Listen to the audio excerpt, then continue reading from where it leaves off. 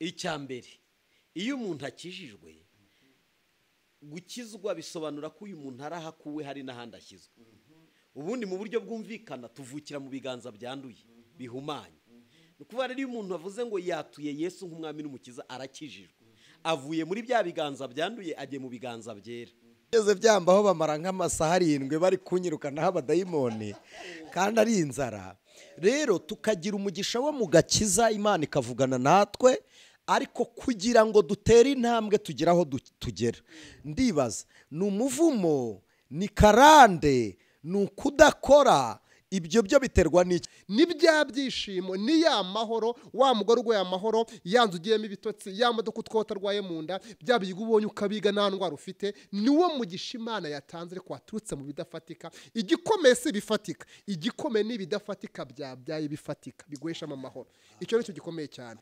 Yesu ashimwe cyane inshuti z'umusaraba ndabasuhuje nitwa Anicet niyo mugabo nk'ibisanzwe ku Mukanguzi TV murabona ko dusa naho tugiriwe umugisha udasanzwe mu buryo tutari tumenyereyemo twagiriye umugisha wo kubona abatumirwa twagiriye umugisha wo kubona bene data muri Kristo Yesu kugira ngo tuganire ijambo ry'Imana. Bibiliya ijambo ry'Imana yarabivuze iravuga ngo uko mubonye wa munsi wegereje mujye murushaho guteranira hamwe mwaturirana impamvu z'ibyiringiro byanyu.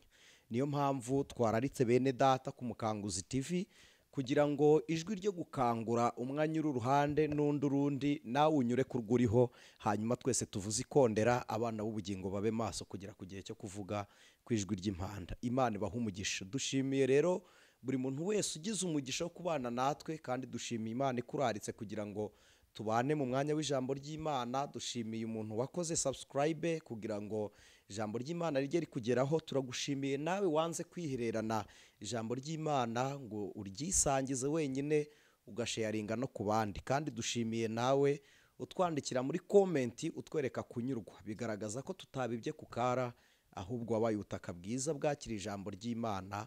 Nakifuza ko twafatana mu maboko iteka kugera ku gihe cyo kuvuga kwijwi ry'impanda ya Kristo.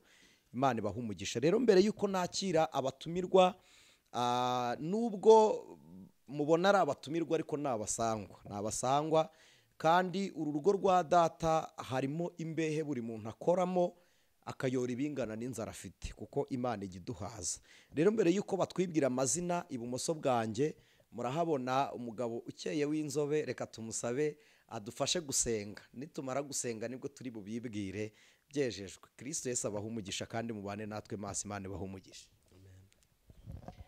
Turagushimye Uwiteka Mana yacu turagushimye mwungeri mwiza tugushimiye uyu mwanya mwiza uduhaye tugushimiye akanya keza udushakiye kugira ngo duhure tubashe gusangira n'abera bose ijambo ryawe.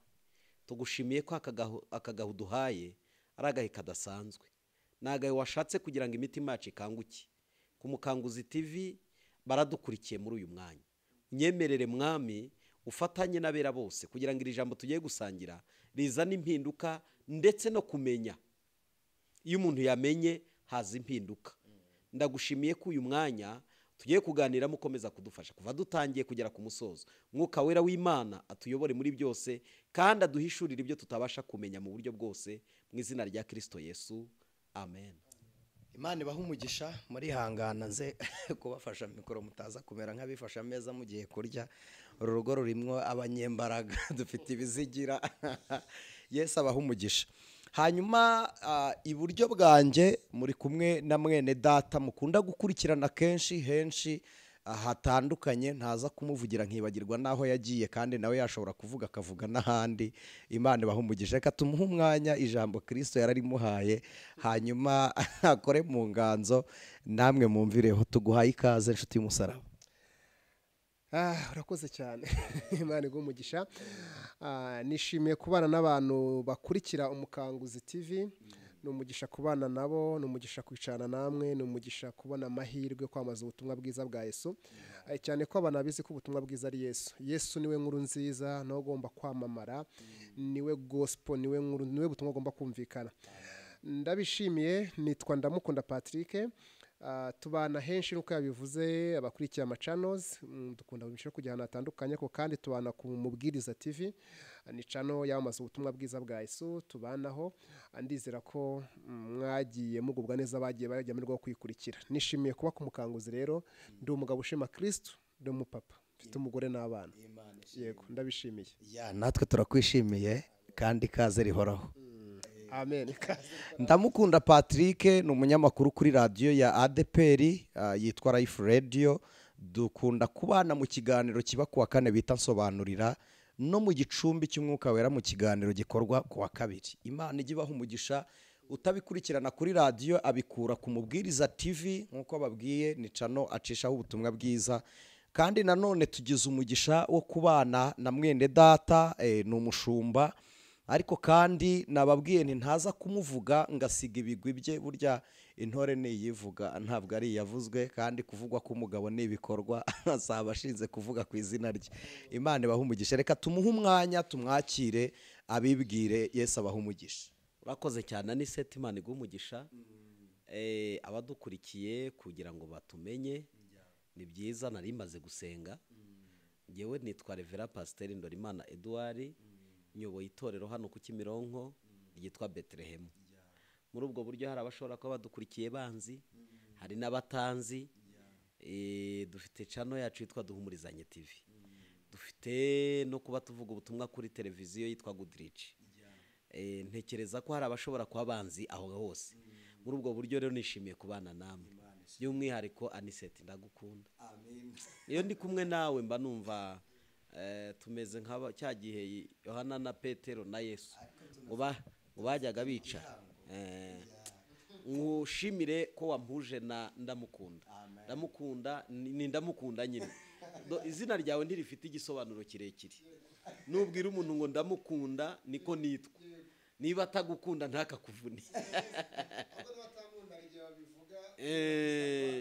ngewe najyaga ngukurikira kuri Life Radio kumva ndagukunze nibaza uko nzakubona Anicet wakoze kumpuza nawe Imana iguha umugisha mukozi w'Imana kandi ugubwe neza murakoze cyane umugabo hari abakobwa bati ese uwo muntu ni amahoro imbonereho kubisobanura ndi umugabo mfite umugore n'abana kandi ntandi kure arakoze Imana madamu ntari kure hirya ya kamera tuhafite mama Pasteri hirya ya kamera tuhafite umutekinisiye witwa Masengesho Samuel bose tubahaye ikaze turabiyegereje hamwe namwe muri imbere hari Sam uri hirya akaba mami uri hirya ariko hari namwe muri imbere yacu tubahaye ikaze kandi mwiyumvemo amahoro n'ihumure rituruka muri Kristo Yesu nkuko mubibona ya mushumba nkuko abibabwiye afite channel yitwa Duhumurizanye TV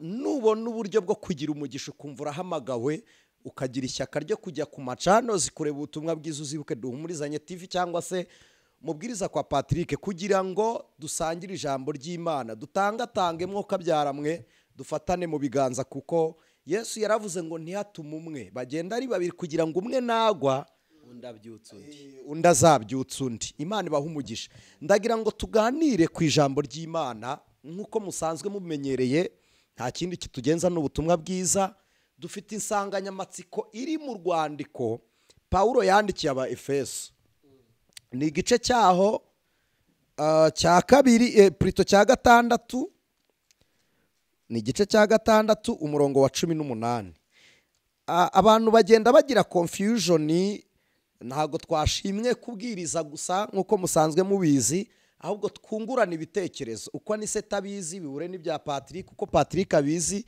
bihure n'ibya mushumba Ndorimana uko abizi bihure n'ibyawe nkuko namwe muduha ibitekerezo muri comment Imana ibaha umugisha igice cyaho cya kabiri umurongo wa 18 reka dusabe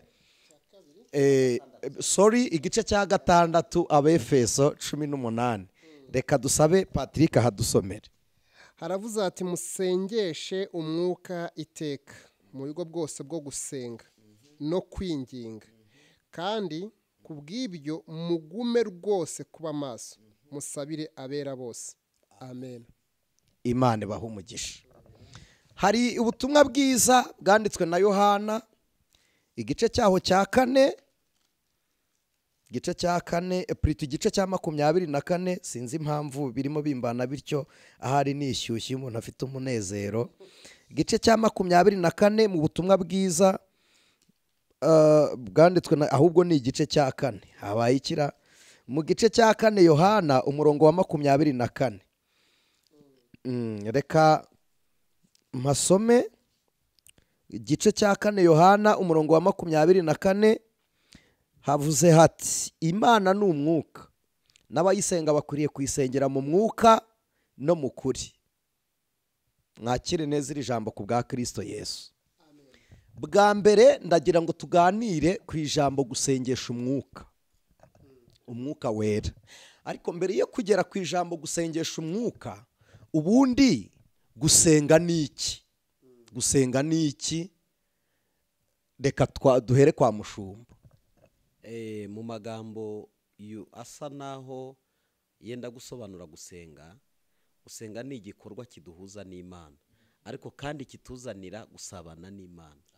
Kuko iyo uteye intambwe yo kwitwa ko ugiye gusenga, uba uteye intambwe yo gushaka Imana. Noneho muri uko gushaka Imana havamo icyo bita ubusabane bwawe n'Imana, ukamenyesherezwamo ibyo igushakaho, nawe ukaba wayimenyesherezamo ibyo uyifuzaho. Kuko niho hajya hava ijambo ibyifuzo. Nta ujyana ibyifuzo ahandi atari mu masengesho. Ni ukuvuga rero ntabwo ariko ibyifuzo ari byo bibanza, habanza kujya gushaka Imana ikakubwira ibyo igushakaho. Mwamara gusabana ikubwiye ibyo ishaka, ukaba wayijyaniraho n'akakantu kawe ati nanjye. Nubwo ibi bizi, rimwe na rimwe niyo mpamvu bavuga ngo ibyo tuyibwirira bizi, kugira ngo imenye ko natwe dufite ibitekerezo bifite aho bireba. Kuko uwifuza n'ufite icyo ashaka. Ni muri ubwo buryo nabivugaho gace gato na mugenzi wanjye akagira. Bivuze ko Mushumba, bivuze ko umuntu ujya gusenga ajyanwe no gusaba. Aba yibeshye. Kuko ntabwo twebwe duhuzwa n'Imana no kuyisaba, ahubwo yo idusaba kugira ngo duhure nayo, ituganirize, itubwire amakuru y'aho tuva n'aho tugana, itubwiriremo n'ibyo dushaka muri ibyo bihe. Hanyuma muri ibyo bihe twagiranye byiza tukayibwiramo n'imibabaro yacu. Ariko principe ni ugushaka Imana kugira ngo umenye ibyo ishaka kuri wowe. Gusabana n'Imana. None Patrick, gusenga Imana Mushumba aratubwiye ngo no gusabana n'Imana. Hanyuma iyo umaze gusabana n'Imana, kandi koko niko biri, iyo umuntu akwishimiye arakugabira. Bivuze ngo gusabana n'Imana k'umunyamasengesho cyangwa kwacu bidutera kunezerwa, Imana ikatunezererwa ikatugabira. None muri kwa kutugabira tukayitura n'ibyifuzo byacu. Hanyuma ninde ujya imbere y'Imana? Tubajije ngo ninde usenga, plutôt gusenga ni iki? Tubonye ko ari ugusabana, ariko kandi ninde usenga? Yego, urakoze cyane. Mu by'ukuri ikintu cyane umuntu agomba kwita kubanza kumva ninde usenga, hasengwa ndi, ninde usenga, asengera he? Nibazo byinshi umuntu yakwibaza, ariko usenga no amaze kuba umwana. Kuko icyo nemera ngewe mu byanditswe nuko Imana ari data. Niba Imana ari data, gusenga aho tuza ngo ni ugusabana n'Imana, ni igihe umubyeyi asabana n'umwana. Ni umwanya umubyeyi n'umwana barimo barasabana. Rero mu gusabana k'umubyeyi n'umwana, umubyeyi abwira umwana ibyo amwifuzaho, n'umwana akaba yabwira umubyeyi icyo amwifuzaho. Mu mitekerereze ya Yesu cyangwa mu buzima bw'abigishwa, wabona ko Yesu akunda kuvuga ngo Imana ni data, mubwire data, musenge Imana muyite, akavuga ngo muyite so. Ayo magambo akunda kuzamo data kenshi, yagira ngo yumvikanishe mu mitekerereze y'abigishwa n'abazizera yuko Imana ari umubyeyi. Mbere yuko njya gusenga rero, ngombye kumekinga shuwa, nkamenya neza yuko ndi umwana. Igihe namaze kuba umwana ukuvuka ubwa kabiri, no kwakira Kristo. Maze kuba umwana bimesha kuba nasabana n'Imana. Usenga rero ni wabaye umwana. Wabaye umwana. Ndavuga usenga Imana, wakaye n'ibindi abantu basenga, wende bitabasaba ko bahinduka abantu. Tuvuze gusenga, n'usenga indi myuka arasenga. Byose byitwa gusenga. Ariko usenga Imana, ruremo. Usenga Imana agomba kubanza kuba umwana. Kuba umwana w'Imana.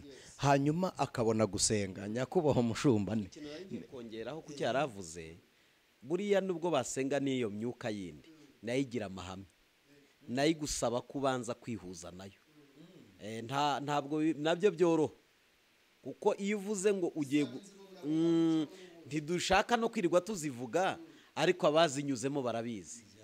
kuko ubu hari abadukurikiye bataraba abana badukurikiye bataremera no kuba abana ako bafite ibindi muribeshya ko yabaye umwana ariko ataraba umwana. n'ubundi icyo nendaga kubaza ni iki umuntu akora ngo abe umwana w'Imana? Ikindi cya kabiri abwirwa n'iki ko yamaze kubaho? Icyo ukora ngo ube umwana w'Imana wizera Kristo ukatuza akanwa ugakizwa ukaba umwana, ni inzira zizwi ziri mu rwandiko rwandikiwe Abaroma.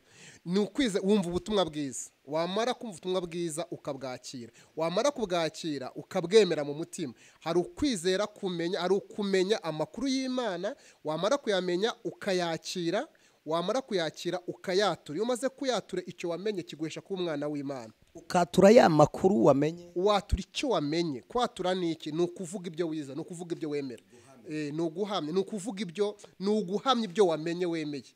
Njyewe mbere na ruyu ubu nabaye uyu, byamesheje iki ngiki. Ukacyaturira imbere y'ibintu bitatu: ucyaturira abakuzi, abakubona, ukacyaturira abadayimone n'abandi, ya majwi n'ibindi mu isi y'umwuka babikoreka. Twibutsa uko mu isi y'umwuka ari hakomoka ibintu byose. Isi igaragara iva, isi itagaragara ikomokamo isi igaragara. Igikorwa cyo kuba umwana w'Imana kibera mu isi y'umwuka, kibera mu mwuka. Iyo uwo mwana w'Imana ari igikorwa kiba abantu babibonesha amaso, ahubwo niko cyabera indani mu mutima, mu mwuka, mu mitekerereze, muri bw'ubuzima bw'umwuka. Yamara kuba umwana akabigaragarisha ibikorwa bigaragara, ariko kwatura no muvuga ngo atura. Nyamukunda kwivuga bigisha, niba uvutse bwa kabiri avuga ati nizeye umwana w'Imana, nemeye ikingi, nemeye ko mbere umwami. Icyo rero nicyo kigaragaza ko umwana w'Imana. Ubuzima buranga ya mibereho yawe nyuma yo kwatura bigaragaza ko wavutse bwa kabiri. ubwo buzima bugaragara gute? Ko hari umuntu wemera Yesu nk'umwami n'umukiza akabihamya, ariko impinduka ze cyangwa se akaguma ari wa wundi, ibyo yakoraga cyagihe akabikora n'ubundi yizera. Hari ikintu tugomba gutandukanya, wenda batwumva baze kuza kurusha no kubitekereza. Ndimo numva ibintu bibiri bikomeye. Hari igihe umuntu ashobora kuba umwana w'idini cyangwa umwana w'ahasengera ariko atabaye umwana. Ashobora no kuba umwana w'Imana ariko kwezwa no gukomeza kubana Imana bikaba urugendo, kuko ni ikintu gishya yakiriye. Niba mvutse ubwa kabiri nari mfite ubuzima mbayemo mazemo imyaka myinshi, ntago yitankurwa mu kintu ako kanya. Hari izindi mbaraga binsaba kugira ngo bibe urugendo, kugira ngo ngere ku rwego nandukana nabyo. Ni process, utangira kurwana n'ibintu bitandukanye, imyuka ya karande, imyuka yaho uvuka, imyuka y'ubuzima ubayemo, paka igihe ushikiriye imbaraga ziduhesha kunesha, bize kuza kuduhuza n'umwuka wera tumushaka kuza kuvugaho. Patiri, uravuze ngo bituma dutandukana n'ibintu byinshi, umwuka wa karande n'ibindi, ariko dukomoje aho duhindukire ibumoso tubaze mushumba, ese iyo umuntu amaze gukizwa karande mugiraho ububasha? Iyo umuntu amaze gukizwa, reka tubanze dusobanure karande, kuko hari n'abatazi karande, ariko n'ubundi abo dusobanurira karande barumva icyo tuvuze, kuko ntabwo ayibaza n'ubundi atayizi, niyo twayisubiza. Noneho iyo umuntu avuze ngo karandira yarampomereye, karande ni ukutubaha Imana no kutumvira Imana kwaranze abatubanjirije, kuko birigenda igaruka ngo akarande k'abasogokuruza banyu ko kutubaha Imana. Ni ukuvuga ngo rero karande irasa n'ibyaha twabayemo, twavukiyemo, twakuriwemo, twarerewemo. None iyo dukijijwe dusabwa kugira ngo duse n'abana b'Imana. None rero iyo tudahindutse kandi twaratuye ko twakijijwe, tukongera tukaguma muri bya bindi, birasa naho imbaraga z'ibyo twatuye tutazihaye agaciro. Reka manze mbyite kutabiha agaciro, kuko gukizwa ntabwo ari ibintu biza ngo bize bikwitureho, ni icyemezo ufata. Warangiza gufata icyemezo ukamenya ibyo nkizwa ni ibiki, ibintu nkijijwe ni ibiki. Icya mbere umaze kumenya, icya kabiri umaze kumenya ibyo wakijijwe, urwana intambara yo kubihunga. Iyo utabihunze rero ubigumamo kandi usa naho wateye intambwe yo kuza mu rusengero. Nicyo gituma abigisha bahora batubwira kwihana inshuro nyinshi. Ku cyumweru uzajya mu materaniro bazigisha kwihana, ku wa kabiri nujyamo bazigisha kwihana. Kuki duhora twigishwa kwihana? Nuko muri twebwe hari aho tukirwanira tutari twava. Iyo twanze kuvayo rero tukanga kwinjira muri Kristo ngo duse nuko abana b'Imana bagomba gusa n'indangagaciro z'abana b'Imana, bivuga ko ari ka karande kadufashe. Ariko ubundi mu by'ukuri uwakijijwe abataye karande. Hanyuma kuguma muri karande ni ngewe wigumirayo kuko nanze kuvayo.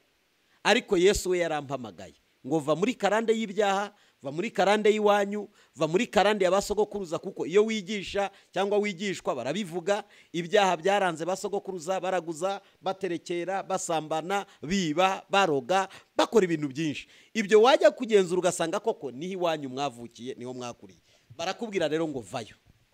Mushumba ukiraho, mwene data ndamukunda aravuze ngo ari ukwatura cyangwa kubyarwa n'Imana bikorerwa mu mwuka, kandi no kubandwa no guterekera nabyo bikorerwa mu mwuka.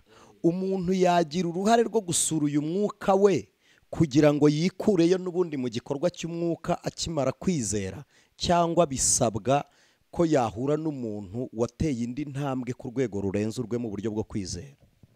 Ntabwo bisaba ko ahura n'umuntu wateye intambwe cyane ku rundi rwego, ariko niba atari cyane niyo yabaga ahora ariko amuruta. Icya mbere ndamukunda bisobanuye neza, umuntu abyarwa n'ijambo yamaze kumva, hari uwari mubwiye byanze bikunze, iryo jambo yumvishije akaryakira, noneho akemera kujya imbere akatura Yesu nk'umwami n'umukiza, akihana ibyaha bye. Tumva akabyihannye, uwamwigishije aramuruta. Ariko n'uwigishije nawe agomba gusangira ijambo yasangije abandi nabo, kuko turabizi ko hari abigisha bigisha ariko bagifite karande z'ibyaha. Si cyo turi buvugeho, ubwo yabibaye indisije.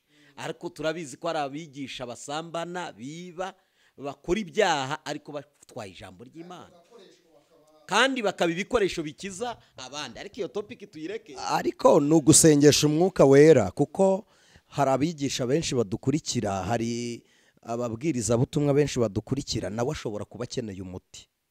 Dore umuti ni umwe. Buriya umuti wose ni ukwemera ukavuka. Ubundi kuvuka, iyo umuntu avutse avuka yitwa uruhinja. Tuzi ko umwana uvutse yitwa uruhinja. Uruhinja ntirujya rurwana, ahubwo rutwarwa aho barujyanye, ntiruburana ngo munjyanye. Kandi niyo yatangiye kurwana kuva aho bamushyize, ni ukuvuga ngo hari inkoni bamuragiza kugira ngo uwo mwana amubwire ngo guma aho ushyizwe. Aho ushyizwe niho uhitiwemo, hagume. Umwana kuzagera ku gihe azakura bagatangira kumubwira ngo dore wakuze, noneho ntabwo tuzagushyiraho inkoni, ibyiza wabimenye, ibibi wabimenye, genda. Ariko mbere yaragizwaga inkoni, aho bamwicaje bakamucungira. Niko no mu mwuka bigenda kuvuka k'umuntu. Kuvuga rero, iyo umuntu ari gukora amakosa ari umwigisha, ibyo akora babizi, ntashobora kwigisha ijambo ry'Imana ngo akore ibyaha atazi ko ari ibyaha. Ndamukunda wenda araza kudufasha. Anise, ngewe icyo nekereza, ubundi iyo umubyeyi afite umwana mu nda aramwumva. Iyo umwana ari muzima mu nda y'umubyeyi aba abyumva, umwana arakina. Iyo umwana akina mu nda umubyeyi umutwita arabyumva. Ubuzima bw'umwana, umubyeyi yumva umwana ko ari muzima. Umwana arimo gukina, umubyeyi akabyumva, bimuha kugirira icyizere cyangwa kumva, bimuha kugira icyizere ko ari umubyeyi. Umuntu uvutse ubwa kabiri, nicyo urimo kubaza cyane cyane, uvutse ubwa kabiri, akimara kuvuga ubwa kabiri, iyo mbuto yinjiye muri we, reka mvuge ko ari ikinini umuntu amira, yamara kukimenya kigakora umurimo muri we bucece, kigahindura imico n'imyifatire. Rero icyo kinini yamize, ubwo buzima yakiriye bw'Imana. Gukizwa n'iki? Ni ukwakira ubuzima bw'Imana muri twebwe. Ubwo buzima bukazana impinduka, tugatangira ko ubuzima bw'Imana turi naho, tukabaho nyine, tukabaho mu isi utarabisi, tukaba abantu badasanzwe mu isi y'abantu basanzwe. Ubwo buzima rero bukorera muri twebwe niko kuvuka ubwa kabiri, umwana agakina. Rero kumbwira ngo umuntu wavutse ubwa kabiri arabwirwa n'iki? Ese karande zirashira? Arabyumva muri we. Ni ibintu utabasha gusobanura wenda ngo uvuge ngo ariko arabyumva. Ahubwo rubajije ngo akeneye umuntu umurera. Ku rwanjye ruhande, iyo umwana avuka, ntabwo aho numva ndahagera, kuko mbere y'uko akenera umuntu umurera, sinavuze umuntu umurera.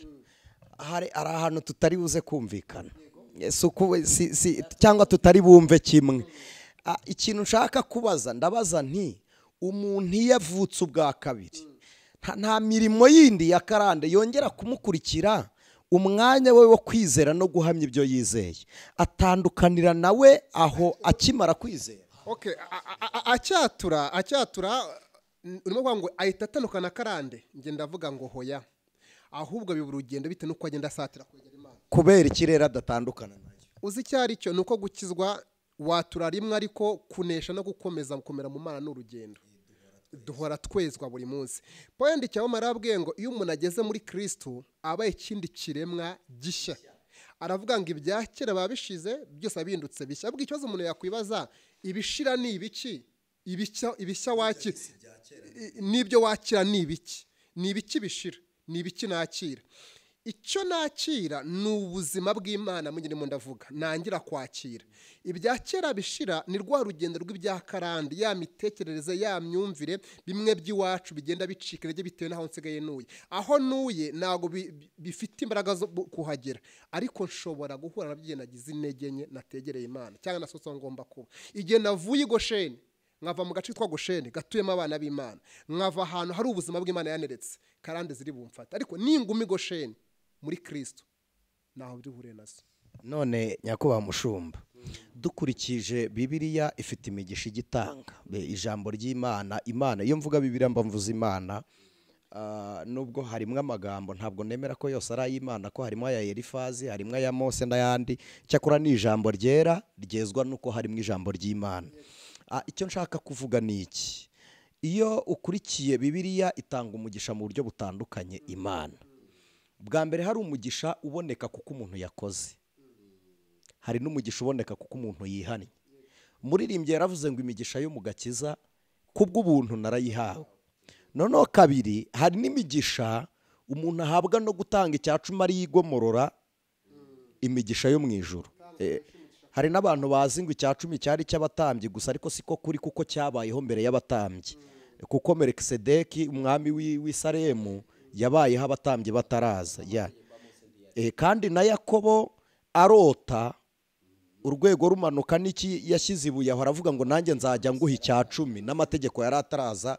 Ni nayo mpamvu icyacumi kiriho mbere y'amategeko na nyuma y'amategeko.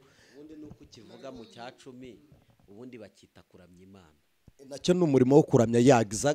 Ni ukuvuga ngo iyo uvuze gutanga amaturo n'icyacumi uba uvuze kuramya umwami kuko umwami kuva kera kose araturwa. Ni ukuvuga ngo kandi iyo bavuze ngo ahawe amaturo ni ukwerekana ko ari mukuru muri bo. Ntiwumva? Ni ukuvuga ngo iyo uterekanye ko umwami akuruta utanga amaturo umusura kujya ibwami hari ikintu wagombaga kujyana. Stile iyo urebye hano mu muco y'Abanyarwanda twayobowe n'abami, abashakaga kujya ibwami bajyanaga amaturo, bagera imbere y'ibwami bagaca bugufi ngo kwerekana ko ni umwami wakuwe muri bariko ubaruta. Muvuze n'ikindi ndabyibuka uvuze ku muco nyarwanda mu kinyarwanda tujya tuvuga ngo akoze hasa nyibutse ibuye. Umwami hari imbuto yatanga akaziha rubanda, none rubanda rwa keza rugafata imbuto nabo bajyana mu kigega kugira ngo ahandi nabo batazicwa n'inzara kandi umwami yaratanze imbuto. Bisobanuye ngo ibyo waduhaye byareze. Icyo nicyo kigiye ishushanya icyacumi spiritual. N'ubundi nari ngiye kugasozaho kubera ko kugira ngo abantu bajye amenya icyacumi kuko dufite umwuka utagishaka kwemera icyacumi. Ariko ubundi Imana iraturuta. Niba hari n'abadukurikiye batemera ko Imana ituruta nuko batayemera nk'umwami. Niyo mpamvu icyacumi ntigitangirwa abashumba, ntigitangirwa abandi bantu abari bo bose, gitangirwa Imana kigakoreshwa imirimo y'Imana. Iyo mirimo y'Imana harimo kurya kwa Anicet kubwo kubwiriza ubutumwa kuko Anicet akwiriye kuvuga ubutumwa kanarya. Ubwo icyacumi bakimpa ushatse bakiguha. Impamvu ya mbere udatuma bantenga. Impamvu ya mbere nanjye ndi umushumba w'itorero. Hari ibintu rimwe na rimwe itorero ryakoze kugira ngo ryubatse kugira ngo inyungu z'itorero zibe hamwe kugira ngo babashe kugira ibyo bakemura bagira abo bahagarika. Reka se n'ubwo urugero rwa bugufi Paulo yaravuze ngo ntimugahambire umunwa w'inka igira ute. Uzi icyo bisobanura? Inka niyihinga yagakwiriye kurya kuri izo ngano nayo ikagira ubuzima. Noneho rero ubutumwa tuvuga tubusangiye na bose. Nawe urubwo uri evangeliste ariko ubwo mvuga nibwo uvuga donc ukiriye nta gihombo byagakwiye kuba biteza. Ariko kubw'inyungu zabamwe no kurinda izo nyungu zabo hari amategeko ajyaho nyine ari mita. Ariko ayo abashumba bankurikiye bataza aha ni ku mukanguzi. Ubundi icyacumi ku kirimita bagiha idini byaturutse mu cyitwa indulgensiya i Roma. Kimwe mu bintu Martin yikuyeho iyo indulgency, gutanga imbabazi zigurishijwe, bwa kabiri n'imirimo yose ku rusengero bakreye amazina ariyo twitwa abarayiki, usibye ko kwa Cinara Yesu abarayiki biravuga ngo nabakora icyo baterejwe gukora. Ubundi urwo umuntu akora ibintu aterejwe gute? ubundi weza ninde weza hari igihe ntabwo bashobora kwemera ko umuntu yejejwe ko batazoyerejwe cyangwa badafite amakuru cyangwa kuyafite bakayirengagiza, ariko weza ni Kristo kandi atweza rwihishwa akabigaragariza mu gihe ibyo turimo turakora. Twigaruke ako kantu reka gasoze k'icyacumi abantu babimenye. Kuvuga ngo rero kudatanga icyacumi ni ugusuzugura ukuruta, kandi ukuruta ni umwami. Tuze kureba ko ukuruta ari Anicet waye icyacumi. Oya, nturebe ko ngewe ugihaye Pastor Edward ari uko ari ukuruta, ahubwo Imana utangiye icyo cyacumi irakuruta. Noneho tugaruke kuri wa mwami watangaga imbuto. Mbibutse ko imbuto ziva mu byacumi dutanga twazihawe n'Imana. Umuntu utemera ko ibyo atunze yabihawe n'Imana, twamubaza ngo yavukanye iki? Yaje yambaye ubusa, n'ikimenyetso cya nyuma azasubira mu nda y'isi ntacyajyanye. Bivuga ngo ibyo dutunze ni impano twahawe. Wagakwiriye kwishimira ukuruta rero, ugatanga kimwe mu icumi kuko Aburahamu yahaye kimwe mu icumi umwami w'Isaremu nk'ikimenyetso cy'uko agira ute amuruta. Kandi uriya mwami w'Isaremu ntagira nyina, ntagira se, ntagira n'igisekuruza akomokamo. Niko biri tubwira. Uzi impamvu? Arashushanywa na Kristo. No kuvuga rero Aburahamu abonye ko uwo muntu amuruta, amuha kimwe cy'icumi cya byose. Apana cyabiki cya byose. Niyo mpamvu utanga icyacumi ntakwiriye kugabanya, ariho kugira ngo agabanye yarenzaho. Kugira ngo uvuge ngo nari butanga 100 ndatanga 50, no, ahubwo watanga 150 kuko uwukuruta ukwiriye kumugaragariza kumwubaha muri byose, ugakora icyo usabwa na rya jambo. Mutange kimwe mu icumi, Anicet akirye. Ukirye sha, ukirye kuko impamvu ya mbere uraruha uvuga ubutumwa, kandi igitangirwa natwe tucyakiriye. Haraho wari wamva Imana yaciye ijuru rya Nyabugogo ngo twurire tuyajyane, cyangwa ngo ujye hari yashyorongi kuri karagasozi ngo ijuru rya Kamonyi ngo hatobotse ngaho muca mujyana amaturo n'ibyacumi. Oya, ashobora kwishyura. Tugira twebwe pasiteri bahembwa muri systeme ya pastoral, hakaba bavuga butumwa ushobora guha amazi yo kunywa mukabyita amazi cyangwa agafanta, ariko ukamuhanga 10,000. Umuntu yaza kubwiriza mukavuga ati yemwe kugenda n'amaguru yatubwirije ubutumwa nimushyire 20,000 tumuhe agende. Donc aya mafaranga atangwa arakora. Harabishyura abazamu, harabajya gusura abapfakazi n'imfubyi muri bya bindi byatanzwe, hari n'abashumba babirya byose bakabiguguna ntibuke na bene se, ariko abo ngabo ntabwo bari muri mwe, nta nubwo bari muri twe. Ubwo aho bari Yesu azabasuri. Ni muri twe barahari kuko natwe tuba muri bo. Gusa igihari icyo nashakaga kuvuga, icyacumi bundi kigenewe abantu bose bakora umurimo w'Imana ariko badafite izindi nyungu zica ku ruhande.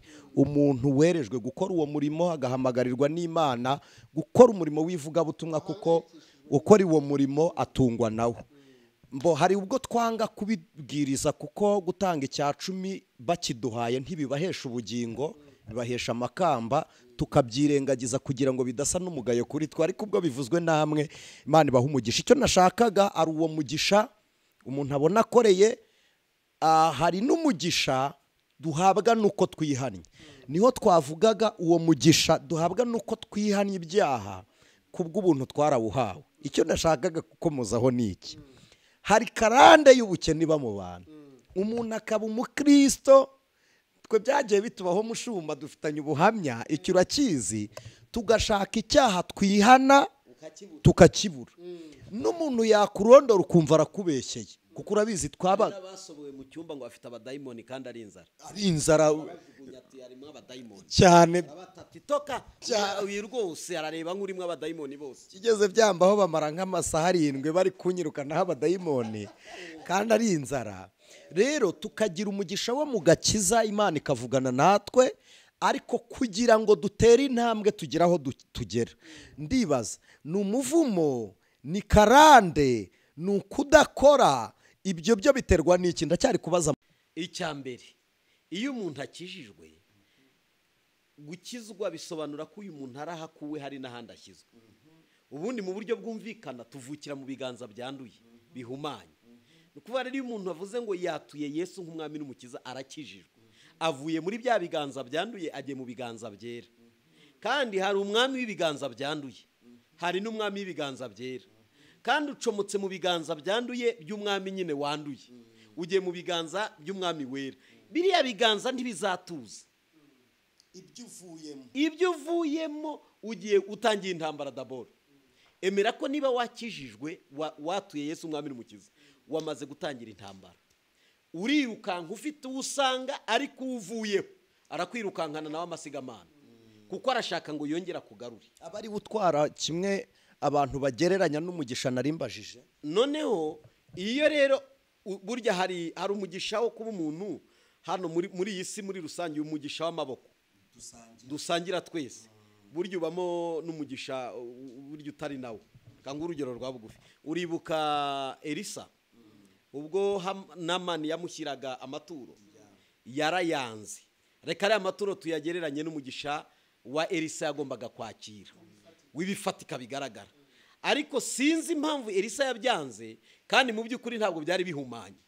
Ariko yanze kwereka uriya muntu ko ahari cyatumye akira ari ukugira ngo abone izo ntonge. Kuko kujyana amaturo ku muhanuzi wa kera byari ihame. Ariko arareba aravuga ati uyu tipe nabwiye kujya muri Yorodani akagenda yanga, ni nakira aya maturo ye aribwira ko shobora kubambeshejweho n'amaturo cyangwa se ikimbesha gukora ari aya maturo, arayanga. Gihazi wayabonaga nk'umugisha arayakurikira,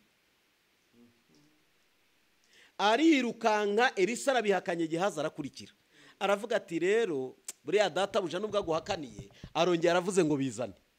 Tuzi ko yitwaje ko amubwiye ngo none nabimuhe, tiyanabisa hahise haza abashyitsi. Kandi koko abashyitsi bari baje yinjiye. Erega Satani ni umushyitsi, uzi yagusuye.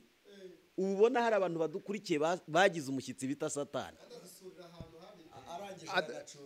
aducumbika ahita agenda.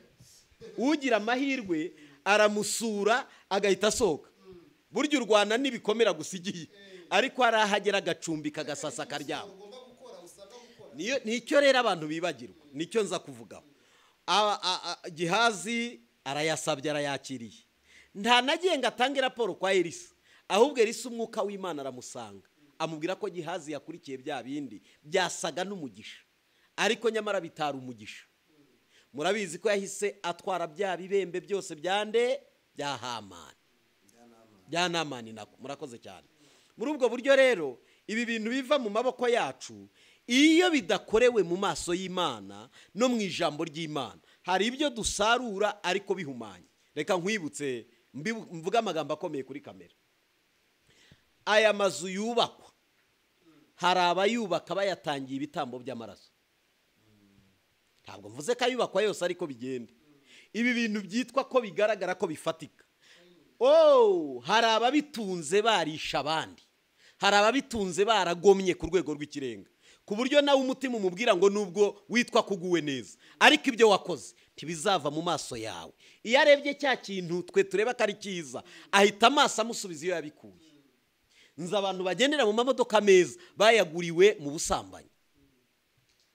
Aratwara modoka ihenze ya 50 miliyoni, ariko yayiguriwe n'undi mugabo w'ahandi utaye urugo, wicishije abana inzara, batabona minervari, kandi arabizi nawe ko ari kurya ari ubundi buzima bw'abandi. None ari ibintu byitwa imigisha bitariyo, bitandukanye rero n'umugisha wo mu gakiza. Kuko ari umugisha w'amaboko. Uyu mugisha w'amaboko Imana yavuze ngo izaha umugisha imirimo y'amaboko yacu. Ariko atansiyo, iyo mirimo igomba kuba irimo kwera. Agomba kuba harimo kwera, kureba ko iyo mirimo ukora irimo kwera. Niba hari ibyo Imana igusaba ubikorera muri iyo mirimo wahawe. Niba Imana ikubwira ngo nguhaye akazi karimo kwera, kuko mbere y'uko uhabwa akazi uhawe n'Imana, Satani akuzanira kandi katarimo kwera. Wari abantu bagira utuzi Anicet batangiye avance siri umubiri, apana siri salary, kuko bari batari banayibona. Ati tusohoke tugende. agatanga umubiri igihembo kikazaba biro. Urabyumva ko abonye akazi mu isi tukabyita turi muzamurira Imana amaboko. Imana yarabikoze yagize neza. Hari ikintu Anicet wenda arimo kuvugaho cyane umushumba kugira ngo abantu babyumve nigizwe nabiganiza n'abantu kuri ca nimwe bagomba kumenya umugisha niki, definition y'umugisha niki. Ari cyo avuze ngo umugisha w'amaboko. Uwo mugisha rero umuntu arakora ibintu by'Imana na mahame. Niba ngo nzaguha umugisha imirimo amoko ibyo ukora, birasanga mbyuka saa 11 njya ahantu ncuruza shema imbaraga kandi nseka mbikore neshejwe. Nimbikora uko hari umugisha kuza uturutse mu byo gukora no gukora. Umugisha duhabwa n'agakiza uri hejuru y'ibi ngibi turimo tuvuga byo gukora ni wa mugisha tw'amahoro, ibyishimo n'umunezero. Nigeze gutanga ndavuga ngo uramutse ubonye umuntu utunze ibifatika bigaragara, ndatanga urugero, umugisha si ibitotsi, nako umugisha si inzu, ahubwo umugisha ni ibitotsi umuntu abonera mu nzu bitewe n'amahoro afite mu mutima. Rero kugira ngo menye neza ko mfite umugisha nuko mbona ya migisha idafatika ariko ibyari bifatika. Imigisha duhabwa ni imigisha idafatika ariko yo ibyari bifatika. Salomo yaranditse mu migani arabanga umugisha w'iteka atanga uzana ubukire ariko nta mubabaro wiyongeraho. Itandukanye ry'umugisha umuntu yahawe uvuye ku Mana wifatika ni mu mugisha wifatika. Icyo zabwira ko ari umugisha nawe ku Mana nuko nta mubabaro wiyongera ku byo nunze. Niba ndi mu nzu ndayeraramo mbona ibitotsi, ntabwo njya kora mu kazu k'ibyatsi ahandi mu kindi cyaro nyisize mu mujyi. Niba mfite imodoka ndayitwara mfite amaro mu mutima, ariko igihongeyeho umubabaro hariho umuvumo. Umugisha w'iteka atanga urabyara, umva ko ni umugisha w'iteka atanga ariko ukabyara ubukire. Ariko ubukire si bubyara umugisha, ariko umugisha ubyara ubukire. Rero umugisha wo mu gakiza ni amahoro tubona, ukayabona utariye, ukayabona uri mu bukode, ukayabona wambaye ubusa, ariko ukumva ubuzima bw'Imana buratembera muri wowe, ukumva ibyishimo bikaguhesha kuba wanyurwa mu byo ufite, bikaguhesha gutera imbere mu cyo wageramo. Icyo nicyo numva navuga. Hari ikindi twakongera Anicet. Mu by'ukuri twemera ko hari n'abatunzi bifatika Imana arabibahaye. Reka tunagaruke mu gice cy'umwuka. Tujya dusenga Imana ikavuga, ikakubwira ngo nzaguha inzu. Nubwo uyu munsi hari abatabyemera ko Imana ivuga, ariko njye nemera ko ivuga, kuko mperutse gukorana ikiganiro n'abanyamahanga bari ab'Abanyamerika, ndetse harimo n'abandi baturutse mu bindi bihugu. Bo mu miterere yabo bavuga ngo Imana yaravuze, ntabwo yongera kuvuga uyu munsi, ahubwo niba hanabonetse ikindi ni ukumurikirwa. Ariko kuvuga Imana yaravuze, ariko si ikindi kibitera, ni ukuryama ku nyuguti kuruta guhishurirwa ibiri inyuma y'inyuguti, kuko Umwuka wera ahishura ibiri inyuma y'inyuguti, kandi bo barimo baraminuza mu nyuguti. Noneho ntibashaka kumenya ibiri inyuma y'inyuguti, ariko twebwe iyo twasenze tujya twumva Imana ivugiye inyuma y'inyuguti. Nicyo gituma ujya kumvira kubwiye ngo Anicet we nzamuguha umugore, kandi n'ubundi nitabivuga n'ubundi bari kuzamugira. Ariko uvuzwe n'Imana atandukanye n'utaravuzwe n'Imana. Buriya njya nubaha ikintu cyavuzwe n'Imana kiba gishyirwaho kode, kirwaho akantu aga password, ibishyizeho aga password. Ni nacyo gituma mbwira abadukurikiranye mwongere mushaka uburyo mwavugana nayo, kuko ubu hari abantu bageze muri iyo migisha tuvuga. Ngewe Imana yambwiye ko nzaza i Kigali n'umugore, mbita ndahakana, nayibwira ntihananiye ndi umusore, urashaka kundeza ibibazo njyanye n'umugore, harananiye ndi umusore, ndakubitwa ndapfa numva nageze hariya kuri Nyabarongo ndavuga ngo Kigali we ndakuvumye n'ingaruka ukambona uzangenza uko ushaka. None ndarongoye nzanye umugore, Imana irambwira ngo uzakujyana i Kigali n'umugore. Nabwiye umuhanuzi nti Imana ikundindi, aho uvuga ntuhazi harananiye. Ariko reka mbabwire, uyu mwanya tuvugana ndi i Kigali, kuva mpazanye n'umugore kuko byavuzwe n'Imana. Nabaye umugabo, nabo barandeba ntibareba ukonsa, baragira ngo ni ibintu bisanzwe. Bakumbaze nge ndakuze. Urumva uwo musore winaniwe, Imana ivuze agiye kubishobora, abeyo n'umugore n'abana afashe n'abandi, kuko byavuzwe n'iki. Urakoze. N'uyu mwanya murabona madamu nzamuzana ubutaha, arafite ibiro byenda gukuba kabiri byanjye, tugire ngo ni ibiro by'uburwayi. aranywa ararya aryama neza araruhuka mu mutwe. Urumva kugira n'umugabo none ukijijwe amahoro aratemba. Ndagira ngo mbabwire rero inyuma y'iyi nyuguti hari iby'umwuka wera w'Imana ajya atubwira, harimo ubuzima. Hari ikibazo ubundi ibintu by'Imana ekereza yuko n'abana dukukiye babyumve, ni ibintu umuntu ahishurirwa atajya impaka n'utarabahishurirwa. Niyo mpamvu biba ikimenyetso n'indaje, niyo mpamvu bigirwaho impaka n'abantu benshi. Ibintu by'Imana tubihishurirwa ibigo butandukanye, ni ibintu umuntu ahishurirwa ku giti cye ariko atajya impaka n'utarabasha kubihishurirwa.